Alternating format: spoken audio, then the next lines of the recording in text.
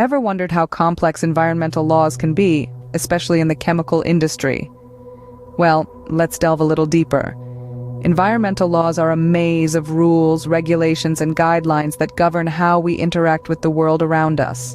They are vital in protecting our planet, ensuring the sustainability of our resources, and regulating the impact of human activities on the environment. But here's the catch. The chemical industry, with its vast array of processes, products, and byproducts, often finds itself at crossroads with these laws. The labyrinthine nature of these regulations can lead to inadvertent non-compliance, resulting in hefty penalties and a tarnished reputation. Navigating this maze is no easy task. It requires a deep understanding of the laws, a keen eye for detail, and a proactive approach to ensure compliance. So the question arises, how does one simplify this process? How do we ensure that the chemical industry remains compliant without getting lost in the labyrinth? The answer lies in artificial intelligence. Artificial intelligence, or AI, has the potential to revolutionize the way we comply with environmental regulations in the chemical industry.